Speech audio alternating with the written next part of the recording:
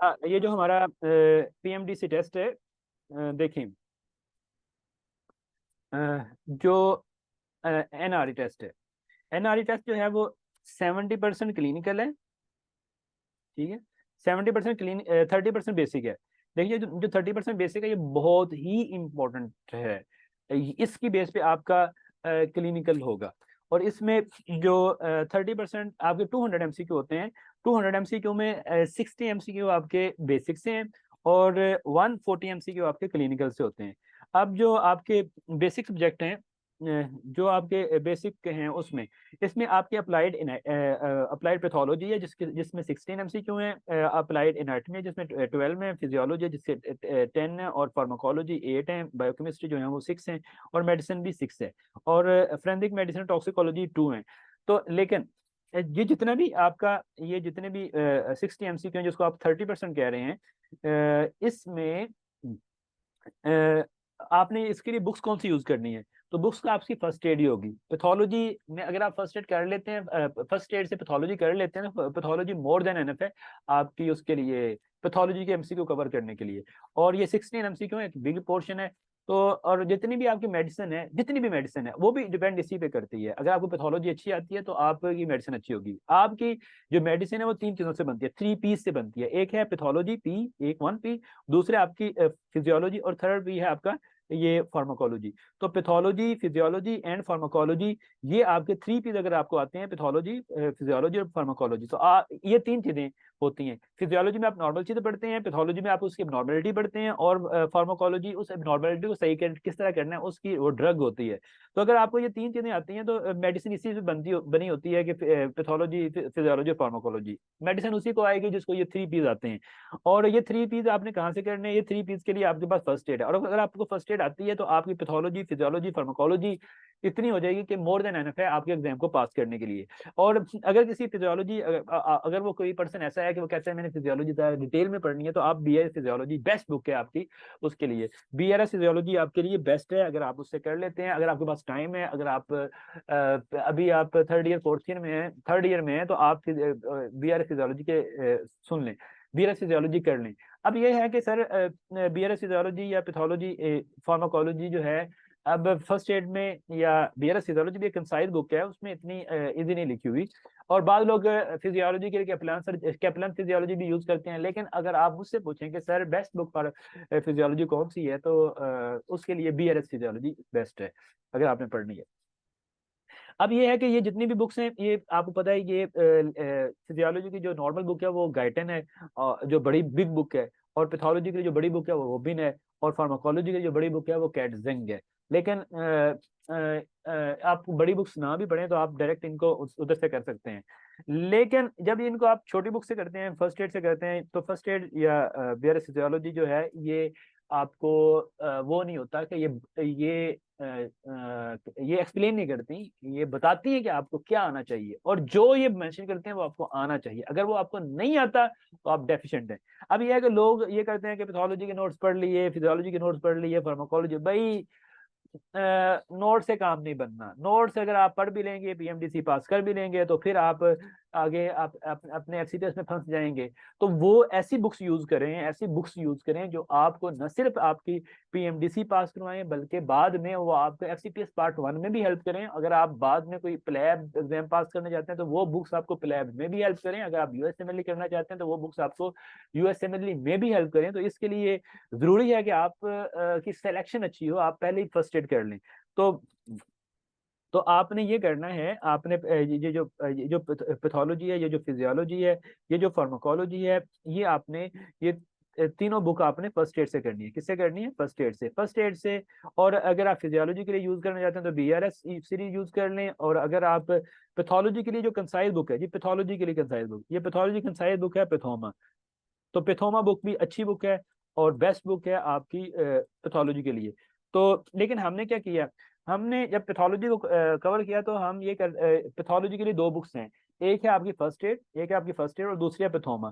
तो आप एक दफा फर्स्ट एड पढ़ते फिर पैथोमा पढ़ते तो ये डिफिकल्ट होना था। तो हमने जो हमारे लेक्चर हैं फर्स्ट एड मेडिसिन लेक्चर, मैंने ये किया कि फर्स्ट एड को ही टीच किया, बुक आपकी यही ओपन होती है।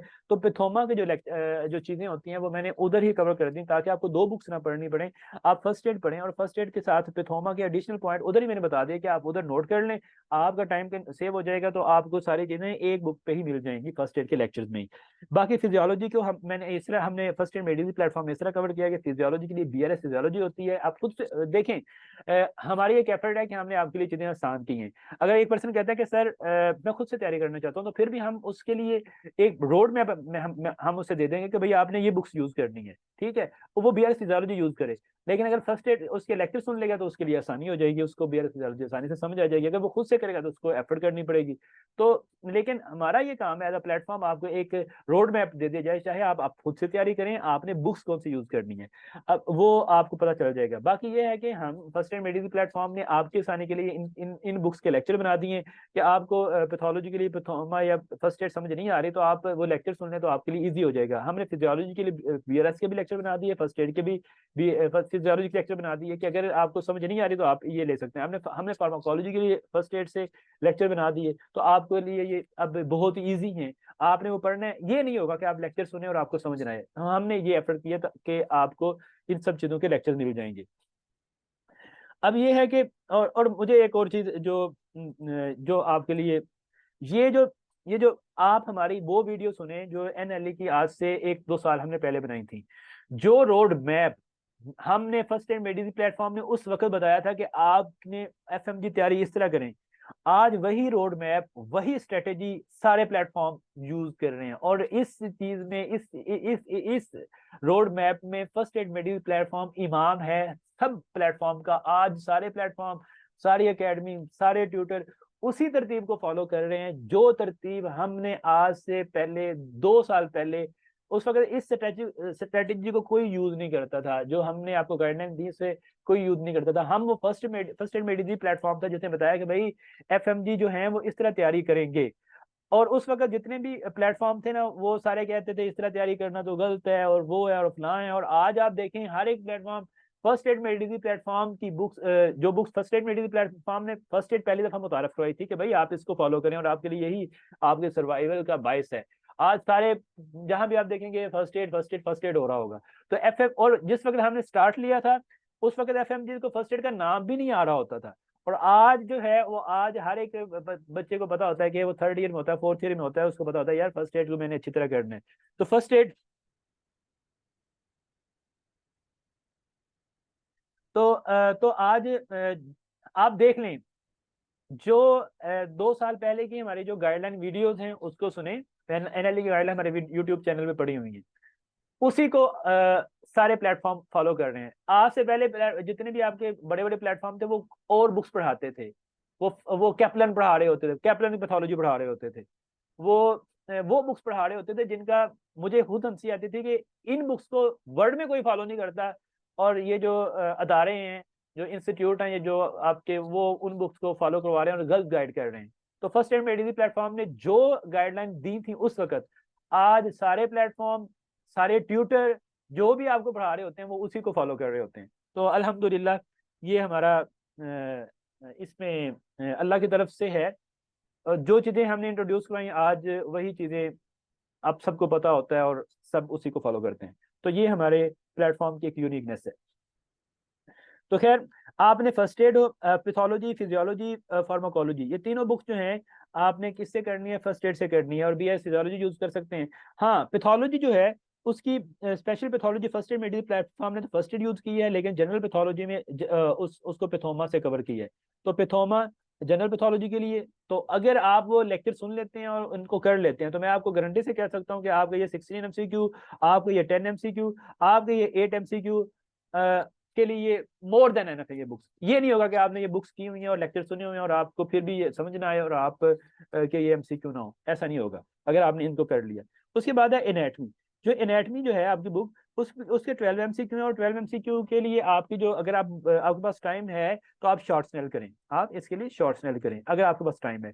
अगर आपके पास टाइम नहीं है तो फिर शॉर्ट स्नेल आपके लिए बड़ी हो जाएगी, फिर आप एनाटमी शेल्फ नोट्स हैं वो कर लें, और साथ आपने एनाटमी शेल्फ नोट्स, ये इन एनाटमी शेल्फ नोट्स की भी फर्स्ट एड मेडिकल प्लेटफॉर्म ने इंट्रोड्यूस करवाए थे, उससे पहले आज से 2 साल पहले किसी एफएमजी को इन नोट्स का नहीं पता होता था। तो अब एनाटमी, अगर आपके पास टाइम कम हो तो आप एनाटमी शेल्फ नोट्स कर लें, जिन जो ग्रेजुएट हो चुके हैं उनका एग्जाम करीब है, और अगर उनके पास टाइम हो तो वो शॉर्ट स्नेल को यूज करें, उससे अपनी एनाटमी कर लें। और उसके बाद बायोकेमिस्ट्री है। बायोकेमिस्ट्री के लिए फर्स्ट एड बुक जो है वो मोर देन एनफ है। जितने आपके एमसीक्यू हैं 6 एमसीक्यू हैं, और 6 एमसीक्यू अगर आप फर्स्ट एड कर लेते हैं, आपको अच्छी तरह आती है फर्स्ट एड, तो 6 एमसीक्यू तो आपके पक्के हैं। कम्युनिटी मेडिसिन जो है उसके लिए आपके 6 एमसीक्यू हैं, लेकिन कम्युनिटी मेडिसिन जो है उसमें जो करने की चीजें हैं वो आपकी है,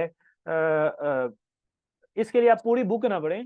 आप फर्स्ट एड में जो बायोस्टैट वाला पोर्शन है, पब्लिक हेल्थ साइंसेज के नाम से बायोस्टैट, ये मुश्किल पोर्शन होता है बायोस्टैट, और दूसरा पोर्शन है आपका बायोस्टैट के साथ एपिडेमियोलॉजी। तो एपिडेमियोलॉजी जो है ये डिफरेंट, ये पूरी बुक का सबसे डिफिकल्ट, एपिडेमियोलॉजी और बायोस्टैट सबसे डिफिकल्ट जो है वो पोर्शन है।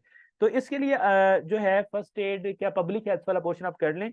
बाकी कोई क्योंकि 6 एमसीक्यू होते हैं, 6 एमसीक्यू के लिए आप मेडिसिन की, सॉरी, कम्युनिटी मेडिसिन की पूरी बुक पढ़ें, तो ये मेरे ख्याल में कोई वो नहीं है। मैं ये नहीं कह सकता कि ये आपकी कुछ वो होगी, कुछ अच्छी अप्रोच होगी। तो आप 6 एमसीक्यू के लिए कोई बुक, कम्युनिटी मेडिसिन की पूरी बुक पढ़ने की जरूरत नहीं है। आप 6 एमसीक्यू के लिए फर्स्ट एड की जो पब्लिक हेल्थ साइंस का ग्रुप जो पोर्शन है उसमें बायोस्टैट है और एपिडेमियोलॉजी है वो पढ़ लें, लेकिन ये समझ नहीं आएगा, ये सबसे डिफिकल्ट। मैं कहता हूँ अगर आप मुझे कहें कि पूरी फर्स्ट एड में जो डिफिकल्ट पोर्शन है वो कौन सा है, तो वो आपका बायोस्टैट होता है और एपिडेमियोलॉजी होता है। तो इसके लिए फर्स्ट एड की जो लेक्चर्स हैं वो अगर आप सुन लेंगे तो इस इंशाल्लाह आपको बायोस्टैट के इस पोर्शन में फर्स्ट एपिडेमियोलॉजी और बायोस्टैट में कोई डिफिकल्टी नहीं होगी इंशाल्लाह। उसके बाद है आपका फोरेंसिक मेडिसिन। जो फोरेंसिक मेडिसिन है, जो फोरेंसिक मेडिसिन वाला पोर्शन है, इसमें आपके 2 एमसीक्यू हैं। कितने एमसीक्यू हैं? 2 एमसीक्यू हैं। और ये जो 2 एमसीक्यू हैं, एक मिनट, ये जो 2 एमसीक्यू हैं फोरेंसिक मेडिसिन और टॉक्सिकोलॉजी, इसके लिए आपको फोरेंसिक की पूरी बुक पढ़ने की कोई जरूरत नहीं है कि 2 एमसीक्यू के लिए आप पूरी बुक पढ़ेंगे। इसका जो सेकंड पोर्शन है ना टॉक्सिकोलॉजी, एक एमसीक्यू इधर से आ जाएगा मेरे, और एक एमसीक्यू फोरेंसिक मेडिसिन से आ जाएगा। तो आप अब सेक्रीफाई करेंगे, आप ये करेंगे टॉक्सिकोलॉजी वाला पोर्शन जो है फर्स्ट स्टेप टू सीके के एंड पे लिखा हुआ है, ठीक है, तो आप उधर से वो कर लें, उससे आपका एक एमसीक्यू कवर हो जाएगा, और एक एमसीक्यू की आप कुर्बानी देंगे। आप एक एमसीक्यू के लिए पूरी फर्स्ट एड नहीं पढ़ेंगे। जो मेहनत आपने इस फोरेंसिक मेडिसिन पे करनी है वो मेहनत आप पैथोलॉजी पे कर लें, वो मेहनत आप फिजियोलॉजी पे फर्स्ट एड पे कर लें, वो मेहनत आप फार्माकोलॉजी पे कर लें, तो बजाय कि पूरी बुक पढ़ेंगे, और ये आपको इतने एमसीक्यू कवर करवा देगी। तो ये जो आपको अभी मैंने बताया है, अगर ये जितना भी पोर्शन आपने किया है, इसमें अगर आप फर्स्ट एड कर लेते हैं, फर्स्ट एड कर लेते हैं, और उसके साथ आप एनाटमी शेल्फ नोट्स कर लेते हैं, तो ये सारे के सारे एमसीक्यू होपफुली आपके कवर हो जाएंगे। अगर आपके पास टाइम है तो आपने एनाटमी के लिए शॉर्ट नोट यूज कर लेनी है, ठीक है। तो ये आपका बेसिक हो गया।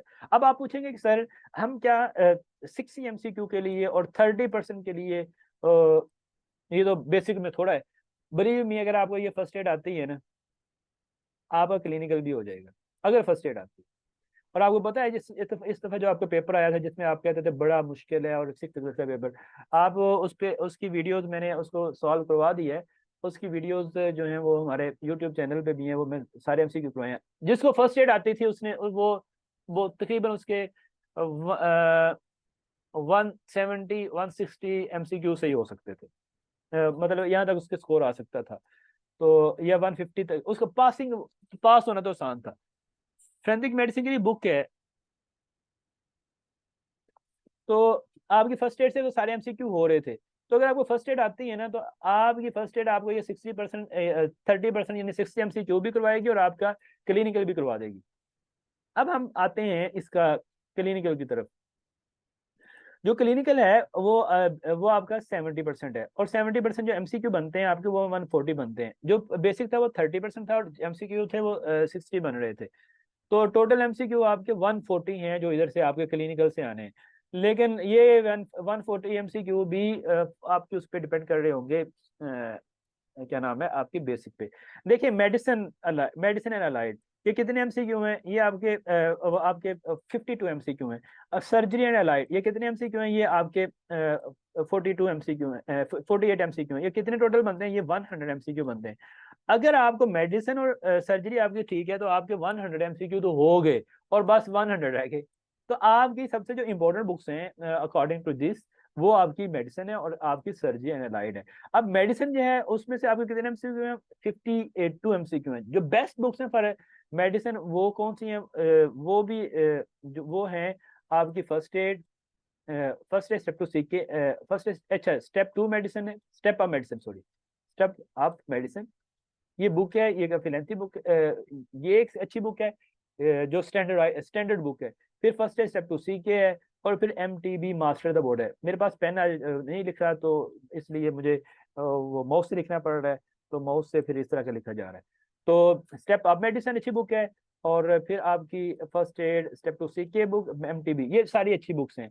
इसमें से कोई एक बुक आप उठा लें। बाद लोग जो है ना, मैंने एक दिन मैं लाइब्रेरी में गया, उधर एक बच्चा पढ़ रहा था, FMG था बेचारे, वो कैप्लन, उसने कैप्लन पकड़ी हुई थी। कैप्लन मेडिसिन इतनी अच्छी बुक नहीं है। तो अगर आप शॉर्ट बुक में अच्छी बुक मेडिसिन की करना चाहते हैं तो स्टेप अप मेडिसिन है, step two first step two C K, या मास्टर द बोर्ड है, इनमें से कोई एक बुक कर लें, वो ठीक है। अब जो हमने फर्स्ट एड मेडिसिन प्लेटफॉर्म में फर्स्ट एड मेडिसिन के लेक्चर बनाए, वो first aid step two C के से हैं, ठीक है, वो बुक वो ओपन होती है। लेकिन जो उसमें नॉलेज है वो MTB को भी मैंने उधर कवर करने की कोशिश की, और स्टेप अप के कंसेप्ट को भी मैंने फर्स्ट स्टेप टू सीके के लेक्चर में कवर करने की कोशिश की है। तो इस तरह आप जब आप फर्स्ट स्टेप टू सीके के लेक्चर सुनते हैं, तो आप वो जो नॉलेज है जो कि इन बुक्स का नॉलेज है, मास्टर द बोर्ड और step two CK, step up medicine, वो आप एक ही लेक्चर में इनका नॉलेज को भी कवर कर लेते हैं। तो आप जब लेक्चर सुनेंगे तो आपको कुछ चीजें स्टेप अप से भी आएंगी और स्टेप मास्टर द बोर्ड से भी आएंगी, और इंशाल्लाह जब आप लेक्चर सुन लेंगे तो ये आपके लिए बहुत हेल्पफुल होंगे। लेकिन फिर वही बात, ये जो मेडिसिन के MCQ हैं, अगर आपको फर्स्ट स्टेप टू सी आपने फर्स्ट स्टेप 1 अच्छी तरह की हुई है तो इसके MCQ भी हो जाते हैं, क्योंकि आपने 3P कर ली होते हैं, आपने फिजियोलॉजी कर ली होती है, आपने पैथोलॉजी कर ली होती है, और आपने फार्माकोलॉजी कर ली होती है, और यही 3 जो P हैं ये आपकी मेडिसिन बनाते हैं। तो जब आपने फर्स्ट एड स्टेप 1 अच्छी तरह की होती है तो आप मेडिसिन के काफी MCQ उसी नॉलेज से कर लेते हैं, उसी नॉलेज से आप कर लेते हैं, और आपके ये 52 MCQ हैं, तो मेजर पोर्शन। तो इसलिए आपने फर्स्ट स्टेप 1 के जो 8 सिस्टम है, और फिर आपके जो फर्स्ट स्टेप 2 सीके है, उसको आपने अच्छी तरह करना है, उसके लेक्चर आपने अच्छी तरह सुन लेने हैं। फिर है surgery and allied. Surgery and allied में 48 MCQ में बहुत इंपॉर्टेंट है सर्जरी एंड अलाइड। तो आपने ये जो 48 MCQ है, इसके लिए जो बुक्स हैं, जो अच्छी बुक्स हैं, वो आपकी वहाब डोगर है, वो आपकी जो है वो कैप्लन जो है कैप्लन सर्जरी है। तो इन दोनों में फर्क क्या है? जो वहाब डोगर है उसने, वो असल में थ्योरेटिकल बुक लिखी गई है थ्योरी को कवर करने के लिए, क्योंकि पाकिस्तान में वो यूज होती है, तो पाकिस्तान की जो मेडिकल कॉलेजेस हैं उनको यूज करते हैं, तो वो पाकिस्तान में जो सर्जरी का पेपर आता है वो थ्योरी बेस होता है, तो थ्योरी को को अच्छी तरह ये कवर कर लेती है। लेकिन जो MCQ है, ये MCQ ओरिएंटेड नहीं लिखी गई, तो इसलिए ये MCQ अगर कोई बच्चा कर भी लेता है तो उसको MCQ करने में थोड़ी दिक्कत होती है। लेकिन जो कैप्लन फार्माकोलॉजी है, ये थ्योरी बेस्ड बुक नहीं है, ये उसकी बुक है, इतनी वो बड़ी भी नहीं है, ये बुक है MCQ ओरिएंटेड, क्योंकि ये यूएसएमएलई को कंसेप्ट को कवर करते हुए लिखी गई है। तो ये यूएसएमएलई जो होता है वो MCQ बेस होता है, तो ये MCQ ओरिएंटेड लिखी गई है। इसलिए अगर कोई पर्सन फर्स्ट कैपिलर सर्जरी करता है, तो वो, क्योंकि अब NLE भी थ्योरी बेस्ड एग्जाम है या MCQ बेस्ड एग्जाम है, तो उसकी MCQ ओरिएंटेड बहुत अच्छी तैयारी होती है, बहुत अच्छी तैयारी होती है, MCQ ओरिएंटेड बुक है ये। लेकिन वहाब डोगर से ज्यादा नॉलेज है और ज्यादा टाइम कंज्यूमिंग भी है, और लेकिन इसमें डिटेल ज्यादा होगी।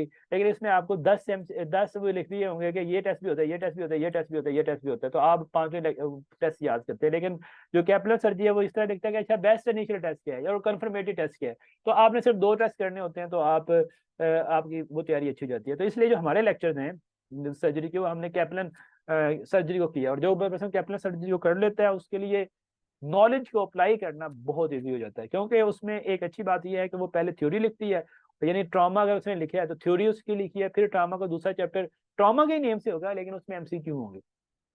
तो हमने इसको कवर किया है और इसमें हमने एम्बोस को भी कवर किया है। तो आपके लिए ये बहुत ही अच्छी बुक होगी। उसके बाद तो आपके इंशाल्लाह जो है आपके काफी जो आपको इसमें इतना प्रॉब्लम नहीं होगा अगर आप ये लेक्चर सुन लेते हैं सर्जरी के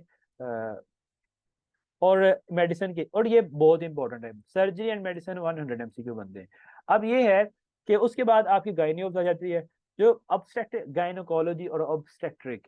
तो गायनोकोलॉजी और ऑब्स्ट्रक्ट्रिक से 14 एमसीक्यू है। 14 एमसीक्यू के लिए आप पूरी की पूरी 10 टीचर तो नहीं करेंगे, इसकी जो मेन बुक है वो 10 टीचर जो टेक्स्ट बुक है, या आप अरशद चौहान बुक है वो तो नहीं करेंगे। तो इसके लिए आप जो है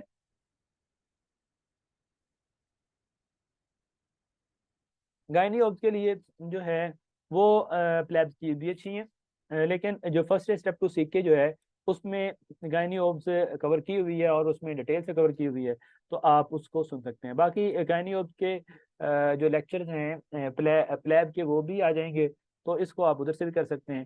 तो गायनी ऑब्स को फर्स्ट स्टेप टू सीके से जितना कवर कर दिया गया, अगर वो आप कर लेते हैं तो आपके 14 एमसीक्यू हो जाएंगे, आपको इसमें इशू नहीं है। और हमने गायनी ऑफ के 14 एमसीक्यू के लिए यू वर्ड के एमसीक्यू भी करवाए हुए हैं। तो अगर वो आप यू वर्ड के एमसीक्यू भी कर लेते हैं और गायनी ऑफ के लेक्चर भी सुन लेते हैं तो ये आपके एमसीक्यू 14 एमसीक्यू तो हो जाएंगे, आपको इसमें फर्स्ट स्टेप टू सीके करवा देगी। लेकिन अगर फर्स्ट स्टेप टू सीके से गायनी ऑफ आप खुद से करना स्टार्ट करते हैं तो बच्चों समझ नहीं आएगी, लेक्चर से समझ आ जाएगी। लेकिन अगर आप कहते हैं कि आप खुद उसे कर लेंगे तो ये डिफिकल्ट, उसने इस तरह लिखी नहीं है कि वो खुद से समझ आ जाए। तो इसके लिए आपको वो लेक्चर सुन लेंगे तो फायदा हो जाएगा। और ये फायदा बाद में भी आपको होगा कि जब आप वो करेंगे, क्या नाम है, आपने MD MS एग्जाम पास करना तो उसमें भी इसके MCQ होते हैं, तो वो भी आपके लिए पास करना आसान होगा अगर आपने ये लेक्चर सुन लिए होंगे, फर्स्ट स्टेप टू से की होगी। बाकी इसकी जो टेक्स्ट बुक है वो 10 टीचर्स है। उसके बाद है आपका पीडियाट्रिक्स। तो पीडियाट्रिक्स के 14 एमसीक्यू हैं। तो 14 एमसीक्यू जो है वो आप उधर से कर सकते हैं, जो हमारे जो फर्स्ट स्टेप टू सीखे उसमें पीडियाट्रिक लिखी हुई है। और इसके अलावा जो पास पेपर हैं, जो हमारी बुक है एनआरई मेडिजी, वो मार्केट में आ चुकी है। एनआरई मेडिजी बुक, उसके एमसीक्यू कर लें और ये पीडियाट्रिक्स एमसीक्यू कर लें और एनआरई मेडिजी से पीडियाट्रिक्स के वो कर लेंगे तो वो हो जाएगा। और इसके अलावा जो बुक वैसे इसकी जो टेक्स्ट बुक है उसका नाम है परवेज अकबर। परवेज अकबर बुक है, लेकिन परवेज अकबर ज्यादा लेंथी है। 14 एमसीक्यू के लिए इतनी लंबी बुक पढ़ने से बेहतर है कि वो आप फर्स्ट एड अच्छी तरह पढ़ लें, वो आप फर्स्ट स्टेप टू सीखे अच्छी तरह पढ़ लें। और दूसरी जो बुक है वो इरफान मसूद भी इसके लिए यूज होती है, और तीसरी बुक है आपकी कैप्लन पीडियाट्रिक्स। तो ये 3 बुक्स हैं जो आप उसके लिए यूज कर सकते हैं। अगर आपको बहुत पढ़ने का शौक हो तो आप ये पढ़ सकते हैं, लेकिन अगर आप फर्स्ट स्टेप टू सीखे अच्छी तरह कर लेते हैं तो आपके ये 14 एमसीक्यू हो जाते हैं कवर।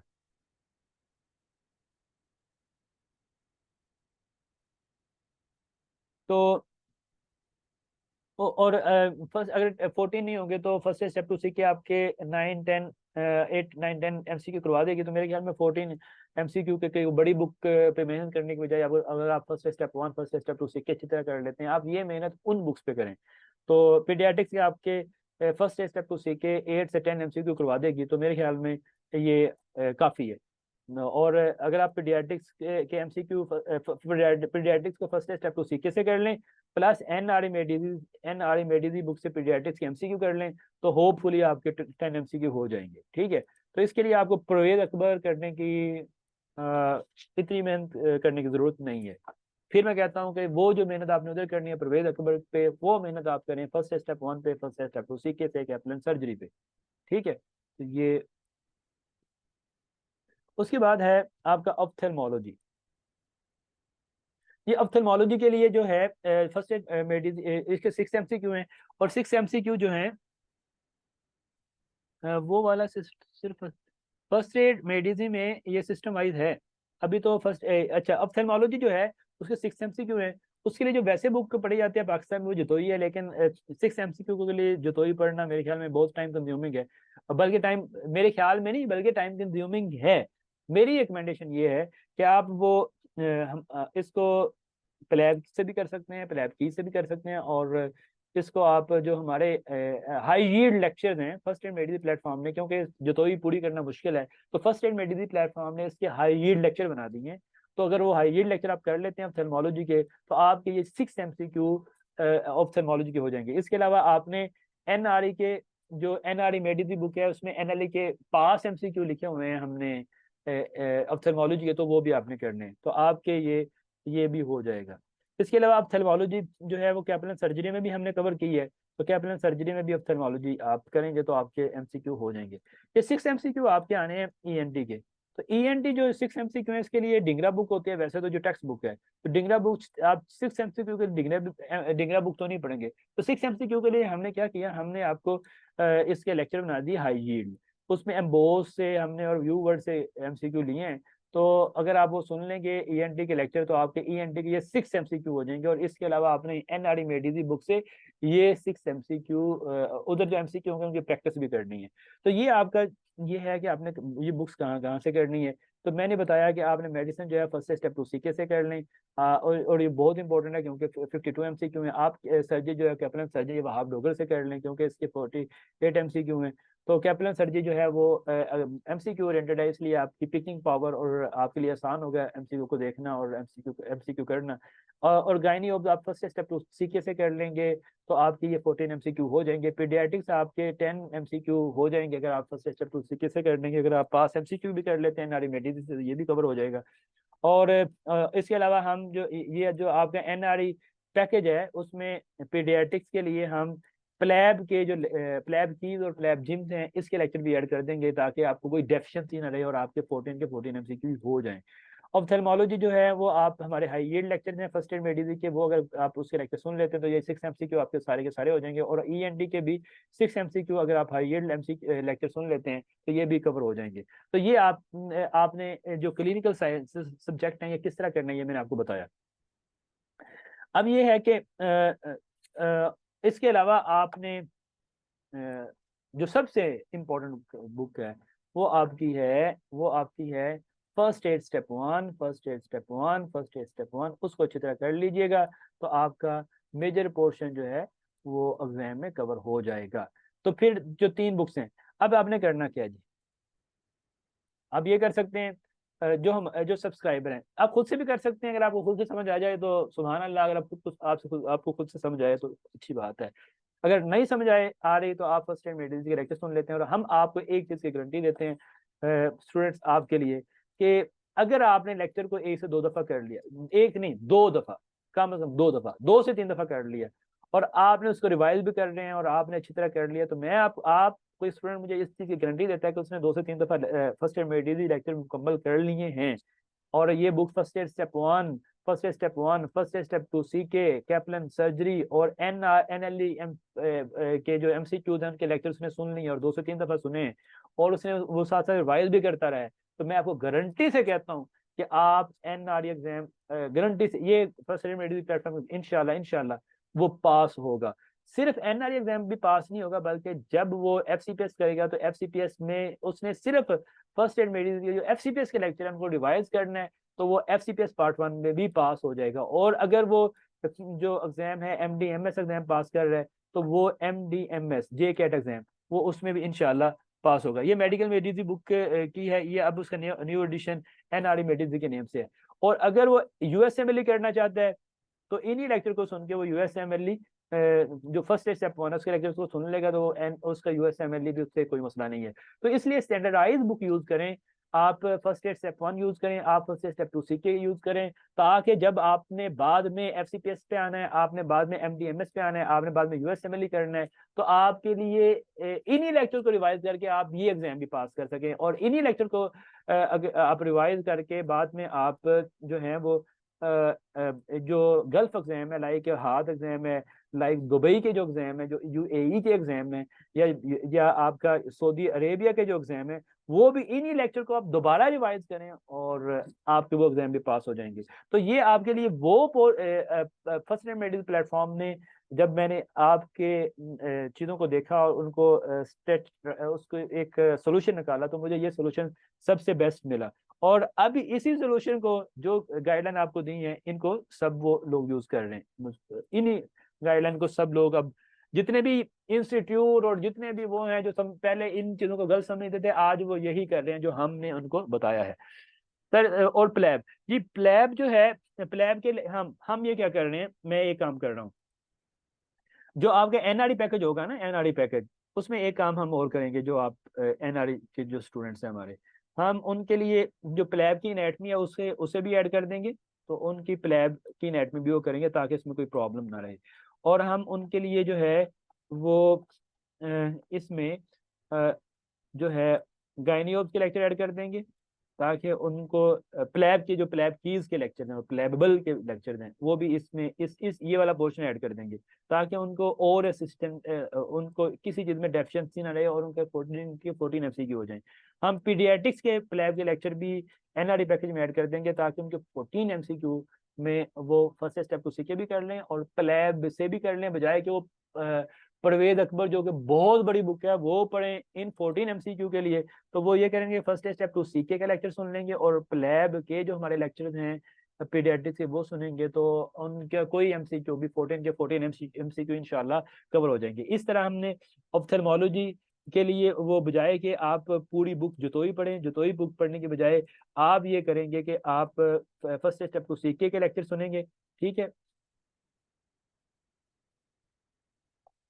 और साथ जो प्लैब का पोर्शन हाइजीन ऑप्थेल्मोलॉजी के लेक्चर और साथ प्लैब बिबल के जो प्लैब के जो लेक्चर हैं हमारे आई के, वो क्योंकि वो शॉर्ट हैं वो ऐड कर लेंगे। और ईएनटी में भी इसी तरह के जो हाइजीन लेक्चर हमने पहले बनाए हुए हैं और उसमें प्लैबेबल के लेक्चर भी ऐड हो जाएंगे।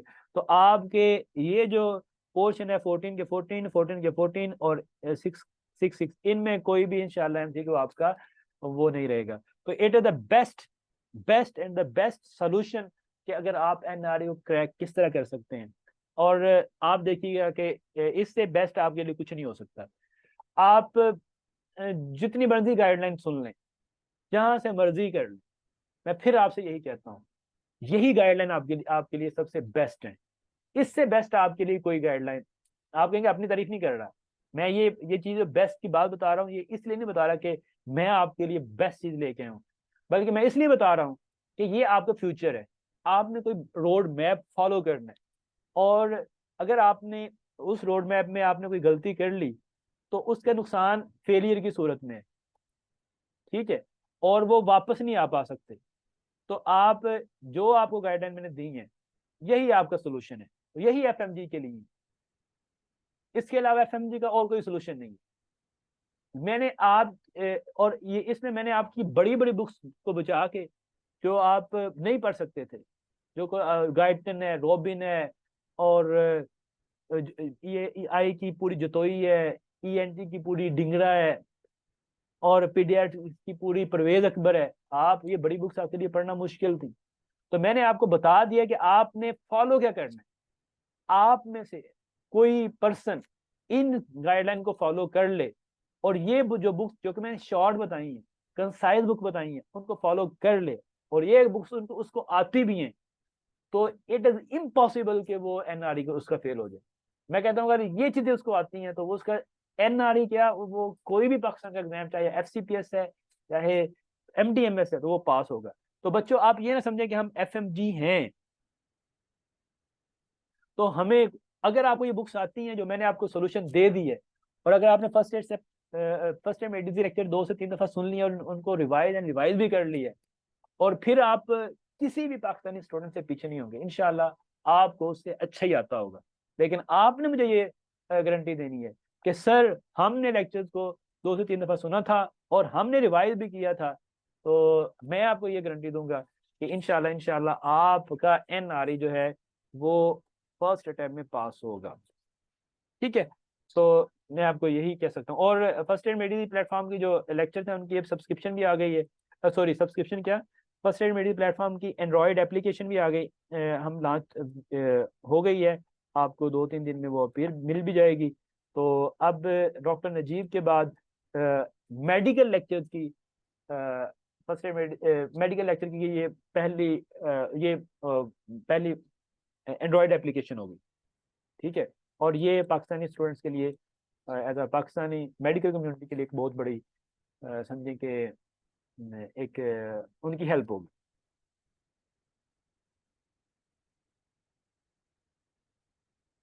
और जज़ाकल्लाह डॉक्टर अमानुल्लाह और सब स्टूडेंट्स जो हमारे प्लेटफॉर्म से पहले अटैच हैं, उनके जो फीडबैक है तो उनको उसके लिए जज़ाकल्लाह, थैंक यू। बाकी ये है कि आप first aid step one, first aid step one, first aid step one, तो आपकी रूहो जहाँ है उसकी एक एक लाइन बहुत इंपॉर्टेंट है भाई। यो आप जहाँ भी हैं, थर्ड ईयर में, फोर्थ ईयर में, आप इनको फॉलो कर लें। आप थर्ड ईयर से भी लेक्चर, थर्ड ईयर से लेक्चर शुरू करें। थर्ड ईयर में हमारा जो बेसिक प्लान है उसमें आपकी फर्स्ट स्टेप वन है, BRS फिजियोलॉजी है, जनरल पैथोलॉजी पैथोमा है, उसको एक साल लगाएं, उसको अच्छी तरह करें। आप फोर्थ ईयर में जाते हैं, फोर्थ ईयर में आप क्लिनिकल प्लान लें, उसको अच्छी तरह करें। आप फाइनल ईयर में जाते हैं, आप दोनों फोर्थ ईयर फाइनल ईयर में आप NRE प्लान कंप्लीट ले लें, तो आपके लिए ये बहुत इजी होगा कि आप इजीली तैयारी कर सकते हैं और इन बुक्स को अच्छी तरह कर सकते हैं। 2 से 3 साल आप इन बुक्स पे लगाएं और ये बुक्स आपकी फिंगर टिप्स पे हो जाएं। मैं गारंटी से कहता हूं कि आप एग्जाम भी फर्स्ट अटेम्प्ट में पास करेंगे और आपका नॉलेज किसी भी लोकल मेडिकल ग्रेजुएट से ज्यादा होगा, कम नहीं होगा। ठीक है। MCQ के लिए कौन सी बुक है? जो MCQ के लिए बुक है वो NRE मेडिजी बुक है। NRE मेडिजी बुक, NRE मेडिजी बुक, NRE मेडिजी बुक। तो ये बुक में जितने भी ये हमारी ही बुक है और इसमें जितने भी पास MCQ हैं जो कि आए हुए हैं वो हमने उनको ऐड कर दिया। और इसमें आपका जो रिसेंटली पेपर हुआ है 6 अगस्त का वो भी ऐड है NRE मेडिजी बुक में। मेडिकल मेडिजी बुक थी वही अब NRE मेडिजी बुक है, उसका न्यू एडिशन, नेम चेंज कर दिया गया है, मेडिकल मेडिजी से NRE मेडिजी कर दिया जी। न्यू एडिशन आ चुका है आपका, आपको वो मार्केट से मिल जाएगा। कि जो स्टूडेंट्स डॉक्टर डॉक्टर इमानुल्लाह नंबर आप शेयर कर दें उसका फर्स्ट उसका एडमिन का, ताकि अगर कोई person student subscription first aid मेडिजी की लेना चाहता है तो वो उनसे ले सकता है हमारे एडमिन से। तो बाकी फर्स्ट एड मेडिजी प्लेटफॉर्म फर्स्ट एड मेडिजी बाय डॉक्टर हाफिज आतिफ हमारी वेबसाइट है। और जो है फेम, फेम लिखेंगे एंड्रॉयड एप्लीकेशन में तो हमारी एंड्रॉयड एप्लीकेशन भी आपको मिल जाएगी।